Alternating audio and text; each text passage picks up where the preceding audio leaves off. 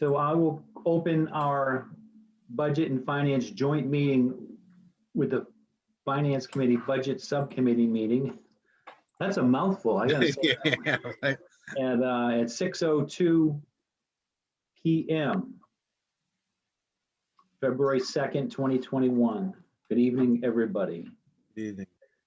I'll call our meeting to order. First thing we'll do, Matt, if we can just approve our minutes from January 12th, 2021. Sure, motion to approve? Yeah, if you could motion and approve, and I'll second. Yeah. Motion by Matt, second by Dennis. Any discussion? None. Matt, none. Dennis, none. Okay, Matt, yes. Yes. Dennis, yes. It's 2-0.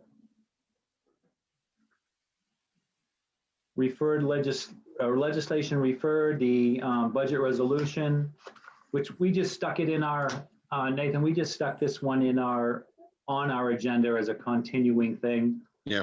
All we have is the one that Bill Wood put together last November, but was spread out to you guys. I know you guys are working on some recommendations or working on the resolution. I see the timeline on the budget. That's going to be discussed in tonight, or? Yeah, we're certainly hoping to start whoops, what did I just hit? Is everybody still there? Yeah. Yep. Hey, do I need to open up my subcommittee, Dennis? Yeah, you should. Okay. All right, so I'm going to open up the Town of Bridgewater Finance Committee's Budget Subcommittee at 6:04 p.m. on 2021. All right, so yeah, we started discussions on this actually at the last full Finance Committee meeting. Did the full committee see last year's resolution to start working off of? So I'm hoping when we have our next joint meeting next Monday, that we'll have some more specific requests from the Finance Committee or thoughts from the Finance Committee. Does that make sense? Yeah, yeah. How much do the numbers that we're seeing the preliminary governor's budget, as far as it's an increase, correct? Yeah, I mean, would like tonight we're going to, at our council meeting, we're going to get a first review over what the town manager is proposing for his budget. Okay. I mean, the budget resolution, I think, is a good tool to go by for the budget process.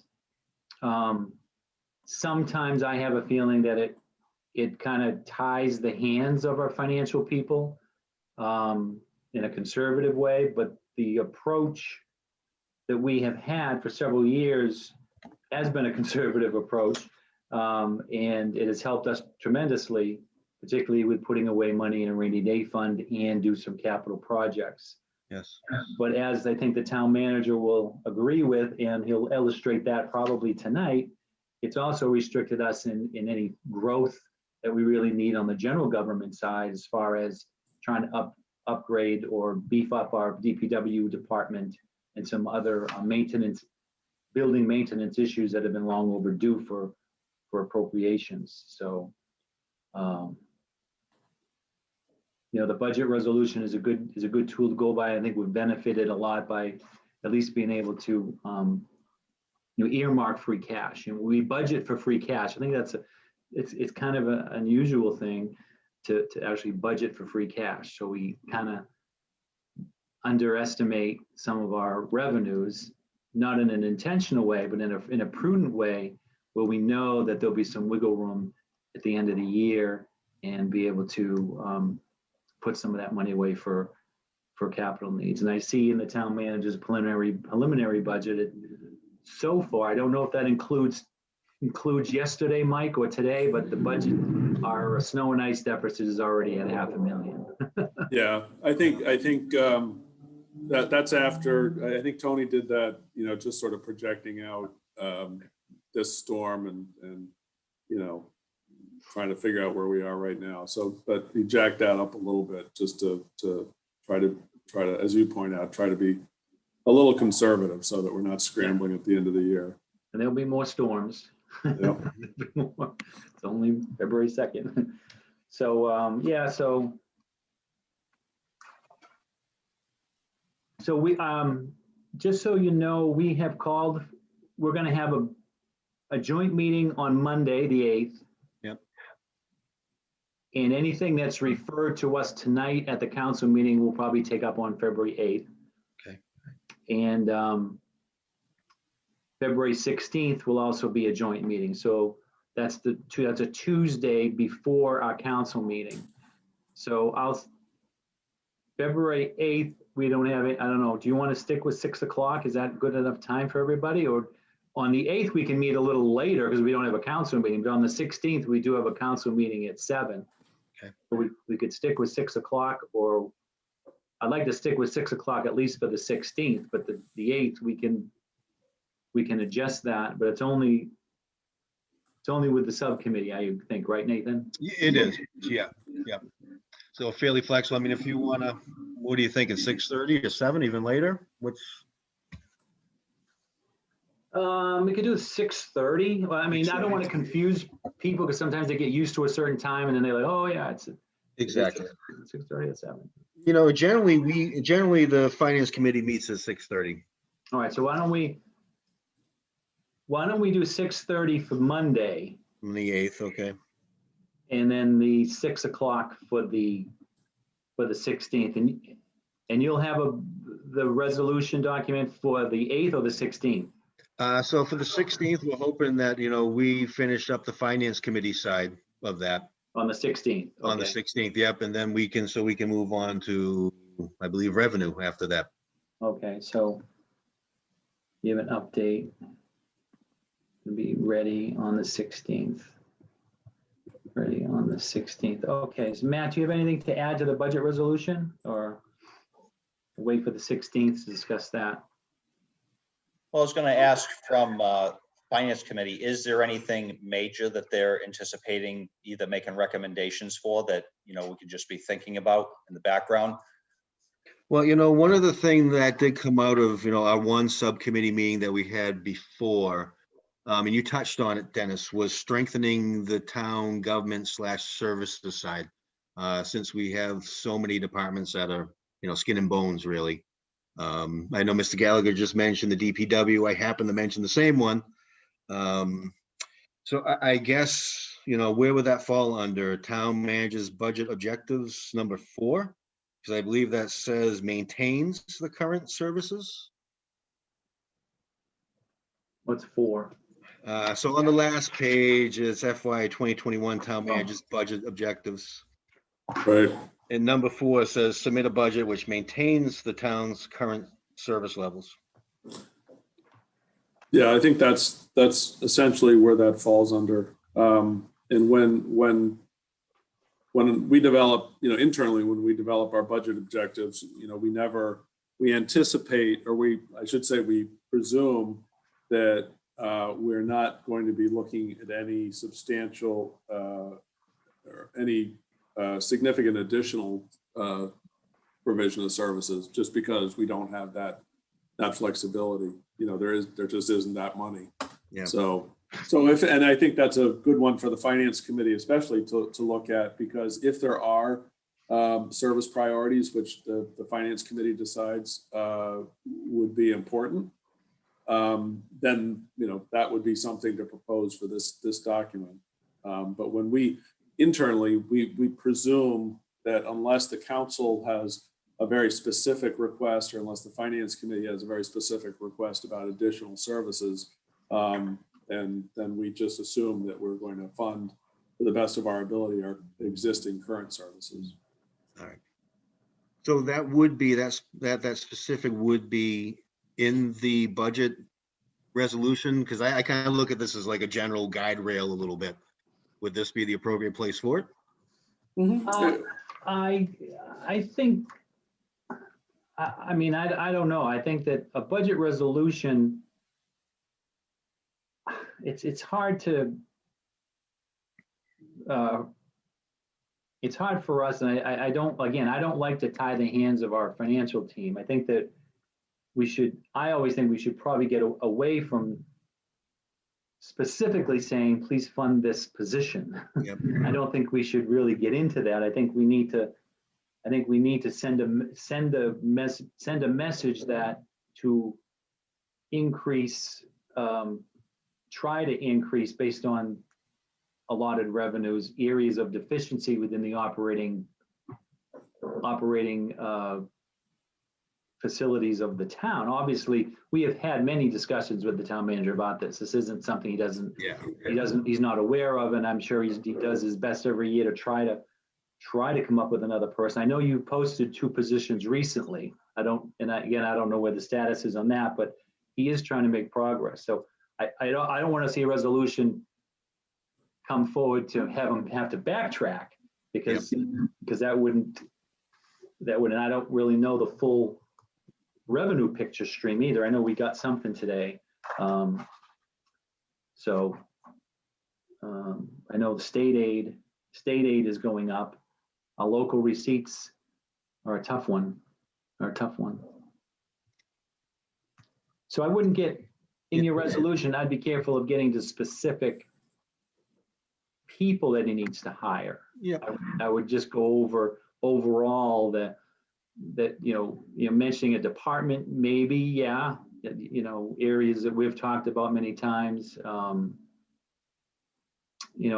mean, there's that, the diversity, equity, and inclusion position that a lot of people are concerned about that the school district hire.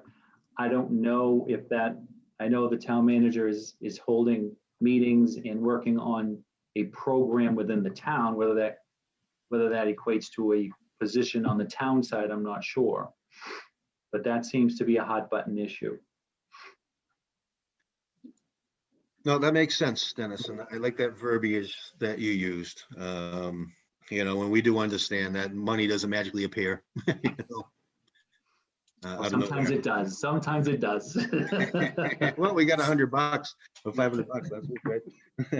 But okay, so I think that was the one thing that has so far come out of our discussions. How do we put that in the resolution is just sort of a guidepost that if it can happen, it can happen, if we can work within it.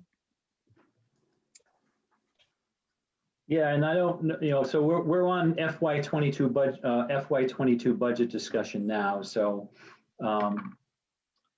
I know tonight we will, in an hour or so, we'll get our first presentation from the town manager. I assume we all have what the town manager is going to go over tonight. I don't know, Mike, do you feel comfortable briefly going over it now, or do you think it's fair to go to the council first? I mean, the council has it, but I have no problem, talking a little bit about it if you want.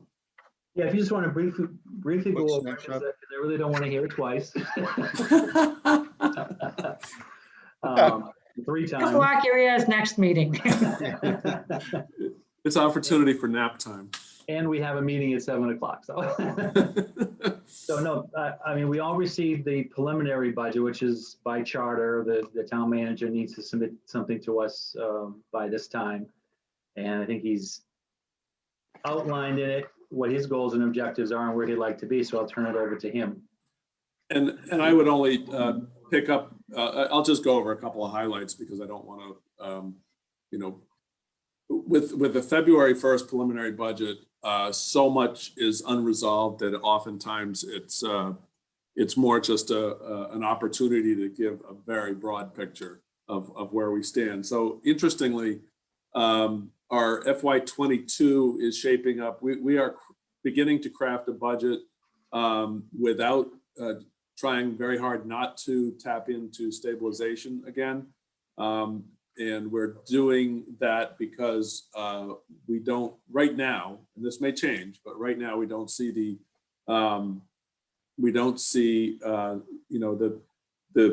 precipitous drop in local receipts, nor do we see any precipitous drop in state aid. And again, as I think Dennis alluded to, the governor's budget, governor's presented his budget. It looks like it's beneficial for us. It's a 3 point something increase in state aid. We are looking at either a pretty steady or a slight increase in local receipts. So given those two things, we are not looking at this. We don't think we can reasonably tap stabilization to fund the budget. In order for us to really trigger stabilization, there has to be a significant revenue shortfall somewhere. And we just so far, we don't see that. So that's good news in a sense, but it's challenging for us because now we're back to the same, kind of restraints and restrictions that we put ourselves under for a number of prior budgets, not so much last year's budget. So we are looking at new growth of about 800,000, which is very good news. That's about a 1.7% of our 2021 levy limit. So we've seen some pretty good growth despite the pandemic. We are looking to do a 5-year trend analysis on local receipts to get a better handle on that, and we'll continue to do that. Tony's done a lot of work with the ambulance to establish, a fairly healthy and good revenue source to pay for ambulance services or offset the cost of ambulance services. We don't plan on making any significant changes to indirect costs for the enterprise funds in 2022. We're looking at the same amount that we did for the prior year. So, but again, budget goals, pending final approval of a budget resolution. But our operating goals for right now are maintain town services, certainly during the pandemic, avoid using stabilization, support, as we always do, try to support and promote economic activity, increase funding in areas where we see sizable service gaps, including DPW and town buildings, and preserve and improve the town's overall infrastructure. So those are sort of our overarching goals. Specific areas where that either are or will be carefully analyzed include staffing levels on the public safety side, just to make sure that we are in line with our needs. Certainly education. We know that the schools, at least under the governor's proposal, are seeing something less than 2.5% increase in their aid, unlike the towns, which we're seeing, an increase in a more sizable, over 2.5% increase in state aid. So we'll have a lot of discussions around that coming up. And we don't believe we have any out-of-district vocational students, so that helps us on our assessment with Norfolk Aggie quite substantially, and otherwise we've budgeted about the same for the other tech schools that we have. So that should be pretty much in line with 2021. We have 2 positions, as I mentioned, DPW director and facilities director. Those are the cost of each of those is allocated among the enterprise funds and the general fund. So that the direct cost of either DPW director or facilities director is not borne completely on the general fund. So it's a shared cost across the enterprise funds and the general fund.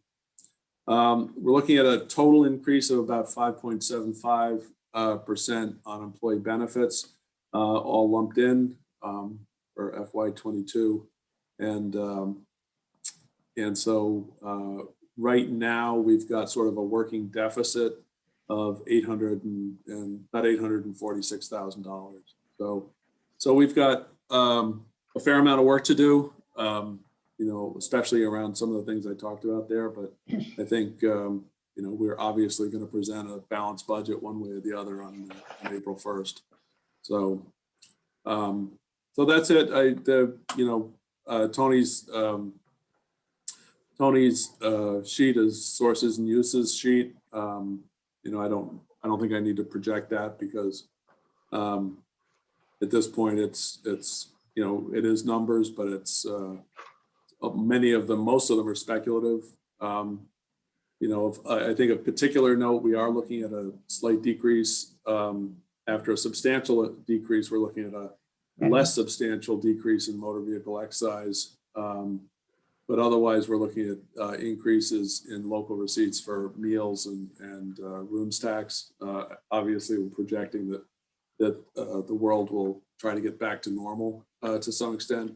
And then, as I think everybody knows, the council proposed eliminating licensing and permitting fees for renewals in December. So that hit our 2021 revenues. So we are looking in 2022 to build that back into our budget, which obviously we will. And that's, I've given you the thumbnail version of what 2022 looks like. Same, essentially a little bit more, pulling a little bit more out of ambulance reserve, but it's all based on a 5-year trailing average and growth in that business. So it's tied directly to the growth of that business and the revenue growth over the years in that business. So, other than that, I'm happy to answer any questions, but that's sort of the very brief update at this point. Mr. Dutton, this is Julie Scaparis. Can you just define what a cherry sheet estimate is? Because we have a few new finance people that may not have been on it last year at this time. Sure. Cherry sheet estimate at this point, the cherry sheet, which used to be the color pink, no longer is, but hence the name, the cherry sheet, gives us a breakdown of what our state revenues are going to be. So once they're established and voted as part of the governor's, as part of the budget process in the legislature, the cherry sheet tells us exactly what our revenue is going to be and exactly what state assessments are going to be. We pay certain state assessments, for instance, to the MBTA.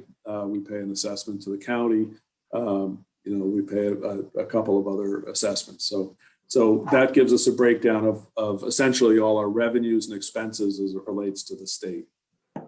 Thank you. Yep. Good question, actually. Michael, could I ask a couple of questions? Sure. Listed on the budget presentation is state-owned land. Is that where we're plugging in pilot funds?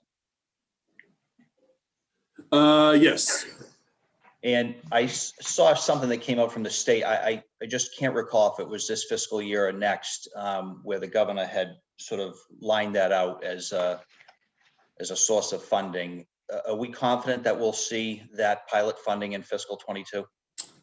So short answer is yes, we're fairly confident. I know Dennis had asked a question and we're still trying to get to the bottom of it, but based on an article that I think appeared in Commonwealth Magazine, if I'm not mistaken, that speculated, actually, I think it named Bridgewater specifically as losing a little portion of state pilot money, state-owned land money, because the DOC is transferring, I think it's 18 acres to the fire, the state fire, whatever it is, state fire marshal. Okay, the new fire academy. Right. And there was some notion, or at least it was alluded or alluded to in that article, that we would be losing some of our pilot money just because of that transfer. I'm not altogether sure that's accurate. And so we're still trying to, get to the answer on that one. But for 2022, yes, we are confident that our pilot funding will not drop. Certainly will not drop.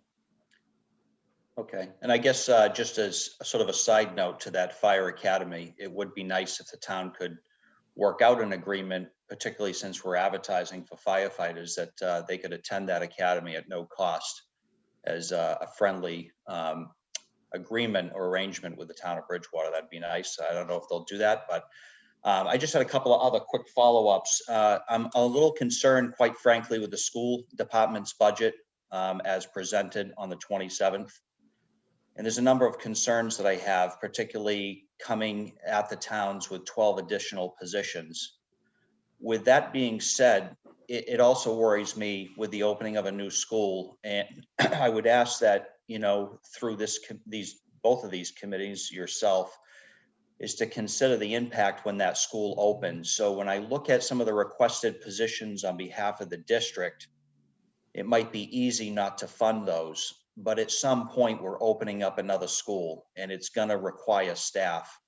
And I don't want to get into a position in fiscal 23 where the district's coming at us with 25 new positions that they need to operate that building. So I think as we're building out a budget, we're talking about building town services, and trust me, there's nobody more that talks about, you know, the understaffing of our highway department in lieu of building up public safety. I think it's maybe time that we look to shift now that we have the numbers in public safety. We may not have the ranks and positions, but we certainly have the staff that we start to build up the highway department. But I'm just concerned about what is our plan as joint committees, as the town manager, you know, just to keep that in the forefront.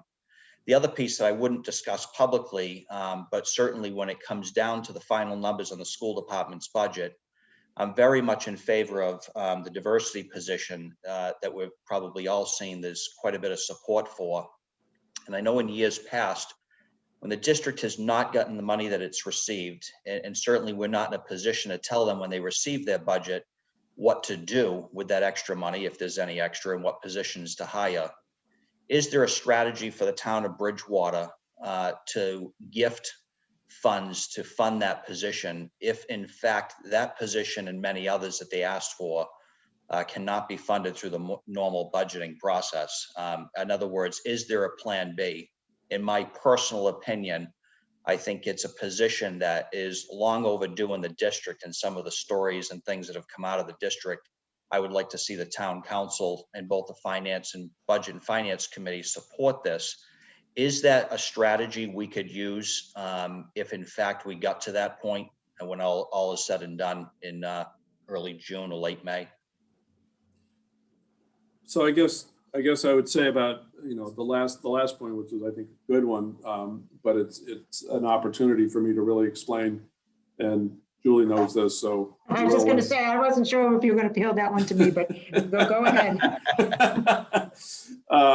So, you know, we try, and I think over the last few years, you know, both with, you know, the prior superintendent and with Mr. Swenson, we've tried to, you know, have a very clear and open line of communication. And we have really tried, and I think, you know, the finance committee and certainly budget and finance committee members know that, you know, we've been as transparent as we possibly can. And we'll do the same thing again, obviously, so that we can show the district all our numbers. We do the same thing, quite frankly, with our bargaining units. We show 5-year projections, you know, we show our prior year projections and where we fell based on what our thoughts were at the time, just so everybody gets a very clear picture of what our finances are.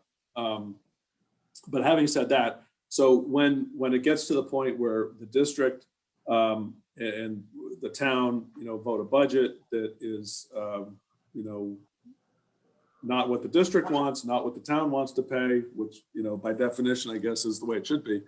But we get those funds go to the district, and the district makes the sole decision on how those funds are spent. And that's, you know, that's as it should be, because the district is the one that's educating kids. So we can't, you know, send money to the district and say, okay, spend, you know, we want you to spend this amount of money on, you know, painting. Well, that's not a good example, but we want you to spend this amount of money on hiring gym teachers. You know, that's a district decision, and there are people elected, obviously, and there are obviously people employed to determine where the district needs to spend that money most appropriately. So we have historically said, and I would say the same thing over and over again. We run into a bit of a slippery slope when we, one town gifts money to the district without the other town's participation and proper appropriation. That gets to be a little slippery slope in terms of a region, because honestly, if Bridgewater wants to fund more money to the schools, or Rainham, traditionally it's been Rainham wants to give more money to the schools, you have to then question why you're part of the district. If you have two divergent ideas about how education should be, then you just shouldn't be part of a district. You should be each on your own and go your own way. Now, certainly I'm not proposing that, but I'm just saying that that's the kind of discussion that ends up happening when you talk about funding things sort of separately, one town over the other, separate and apart from the actual budget process. Right, Mr. Dutton, I think, Matthew, I think what happens is like when Rainham has more tax base commercially, and then they're able to often give more than Bridgewater can give. I think that's fair to say. But then if they gift and it goes to salaries, then you have to think about the following year and how it affects the whole budget and how to keep them on board. At least that was my experience being on the budget subcommittee on the school district side, on the school committee. Not that we shouldn't, but it, like Mr. Dutton said, it gets complicated because it's not a one-time thing when you're talking about positions. And the unemployment, if you can't sustain it the following year and stuff like that. Thanks, Julie, and thank you, Michael. I understood the process and appreciate that. I understand the district's role and the school committee, and I hope to, do what I'm receiving now is letters to the district school committee and asking them to find a way with that, whatever the allocation is in the final number, to find a way to fund the position. Again, I didn't really want to discuss it publicly, but obviously, as we both know, we've been through some really tough times, and there's been some gifting in the past and sort of a worst case scenario, but just wanted to get your feedback on what that looks like. Certainly I would worry about the next year of funding that, and I hate to pit Rainham against Bridgewater, so I certainly would have hesitation in doing that. I was just trying to think outside of the box, what the fiscal reality is for the ultimate number for the district, and how could this position get funded. And I think that really the pressure is going to be borne on the school committee and the superintendent to make that happen, and probably not necessarily in this group. Right. And Matt, you brought up a good point, because the district will receive additional funding. They will get additional funding from Bridgewater. I don't know what that amount is going to be.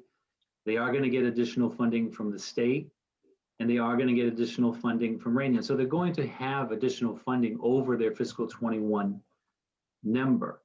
So the question really is what are their priorities? What are they going to, like I said, we can't tell them. If we give them $500,000 more, like Mr. Dutton said, we can't tell them what they should fund, or what positions should be funded, or new positions. So the question I would throw at the school committee would be, what are the priorities? Is the first thing to go going to be the diversion, equity, and inclusion potential additional staff? I hope not. I hope that that's the last thing they have to cut, because it is an issue. And as a matter of fact, I think we need something similar on the town side. But I hope that's not the first thing to go.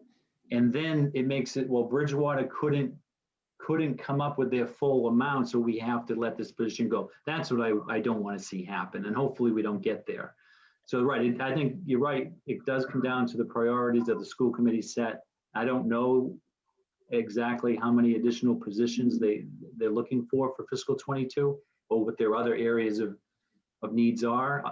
We know about this position. It's been talked about. It's a trending position that many districts and school districts and towns are starting to fund, and that's a good thing. Does anybody else have? Go ahead. Can I throw in some comments? Susie, go ahead, Susie. Yeah, hi everyone, good evening. Matthew, Mr. Rushton, I'm so glad that you brought that up, and I appreciate your advocacy around that position. Actually, I did want to mention in our last joint meeting about budget, and Mr. Swenson and Mr. Dolan were there, and Mr. Swenson had actually kind of shared the high level walkthrough of the next fiscal year budget. There was an ask for 12 positions, 8 of them, 2 on Raynham, 2 on Bridgewater, and then 4, I'm sorry, then the other 8 were across the district. And I actually specifically asked if you, couldn't have all of those roles, what would be the most priority? And the number 1 was actually the diversity, equity, inclusion coordinator. Number 2, he said, was the STEAM coordinator. And then the third one was an HVAC technician.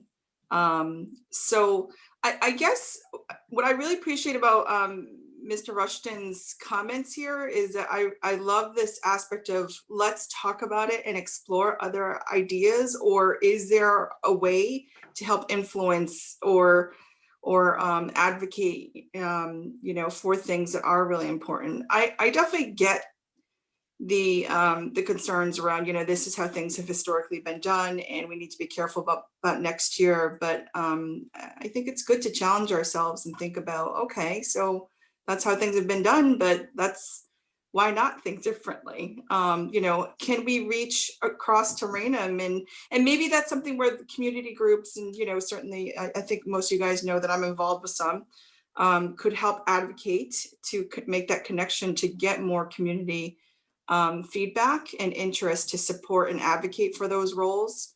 Whether it's reaching out to school committee, to their selectmen in Raynham. But I think it would also still really carry some weight if the council really shows that support and actually just, sharing that message, encouraging people to talk about it, and go beyond, okay, this is how we normally handle it. But, for these roles, I mean, I think a STEAM coordinator too is amazing. And you know what, HVAC technician, these kids need clean air. We're in a pandemic. So, those definitely felt like really, really good priorities that he had set out. So, but, again, I think the bottom line here is, I would love to see that, okay, maybe let's think a little bit more creatively. And, it does not hurt for this council and any others who are serving on some of these committees to talk and advocate and get people thinking about this so that they go out and, reach out to their counselors, their selectmen, the school committee, and make it really known that that is what the community wants. And it starts here. So thanks for that.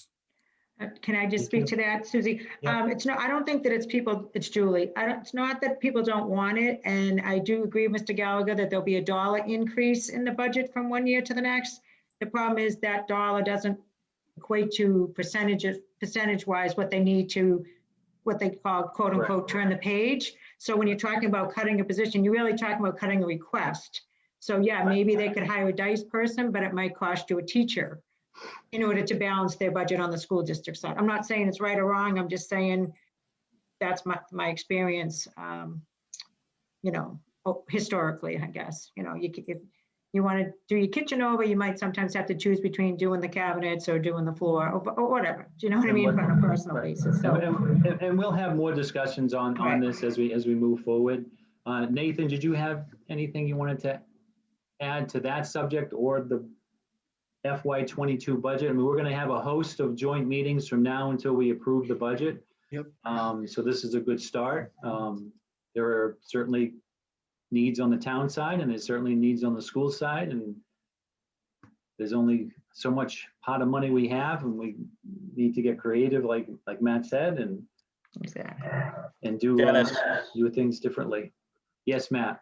If I could just add, just to close out this meeting, I think, one of the fundamental problems, if you look at a breakdown of the regional school district's budget, to Susie's point, the superintendent did lay out a list of prioritization of those positions, but fundamentally at the core with the budget is I don't think we as a town council, we as a town and various financial subcommittees do enough at the state level with advocating.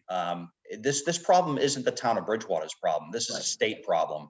And we just frankly don't have the money that we need to support the kids in the schools. And I would really like to see, and I don't know if it's been done in the past, but, call, our state representative, Angelo D'Amelia, before these committees and ask him to speak on what he's doing at the State House in order to secure the proper funding that we need as a district. Look at the regional transportation stuff.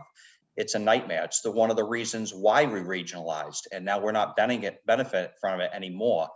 And or putting a sort of a joint letter that goes to the governor's office and to our representatives, speaking before the budget cycle is over, indicating the pressure that we're under. I don't know if it's been done before, but we're playing with a small pot of money, and I just think the state could really step up and help the district. We might find the position that both me and Susie and many others are advocating for might be funded under a grant from the state. Who knows? But I'd like to see maybe us try to get together with the school committee, the town, and put some sort of joint effort on trying to get answers from the state. No, you're right. And I mean, the House one is the governor's budget, and then all the state reps and the joint committees get together and they change things, and they never decrease it. They usually add things to the budget. And there's always a host of representatives or senators that put in amendments to the budget. I believe, Matt, and I don't want to speak out of turn, but I believe that our representative has filed to fully fund transportation assistance. I think he's filed bills to do that, but as a lot of bills do, they get lost as they go through the process. So it would be nice if our transportation would be fully for the schools. So, but you're right. There's a bunch of legislation these legislators put through during the budget process, and some of them go through, some of them don't. Some of them are pet peeves, some of them are not. No, pet projects, I should say. Yeah. Yeah. I understand. I guess I'm just asking, I've seen a lot of political action at BSU, and when enough people get behind something and make enough phone calls, those amendments to budgets and whatnot, particularly if they're earmarks for the town of Bridgewater or Rainham or its district, they get a lot of action. And, with social media and everything else like that, maybe we could just do a better job of advocating. That way we'd be able to build up the town side at the same time building our schools to where they need to be. I just think, I'm not blaming anybody, myself either. I'm just saying, I think that we could do a lot more to be a lot more vocal about the funding that we're receiving for the district. Yeah. All right, so we will continue this discussion Monday night at 6:30. It'll be another joint meeting, and whatever is referred to us tonight at the council meeting, we'll take that up Monday night as well. So Monday, we'll have another joint meeting. We'll continue with the budget resolution discussion, and we can talk a little bit more about what the town manager lays out tonight to the council in his draft budget. Is there any public comment tonight? Nathan, you have anything you want to say in conclusion? I do not. I'm good right now, Dennis. Thank you. Anyone from the public here wish to speak? I can't see hands. So on our budget and finance committee meeting, Matt, I'll make a motion to adjourn. Second. Okay, motion by Dennis, second by Matt. Dennis, yes. Matt? Matt, yes. Okay, the budget and finance committee meeting is adjourned at 6:45. Thank you, everybody. All right, now I'll entertain a motion from the Finance Committee Subcommittee to adjournment. Motion, Julie. From Julie. Susie seconds. Thank you, Susie. All right, I from myself, Julie, Aye. Susie. Aye. Okay, thank you very much. See you on Monday. All righty. So Thanks, everybody. thank Thanks, you. everybody. Thank you, Susie. Thank you for your time. On to the council meeting. How do I get to that one? There's a link on the town website, right?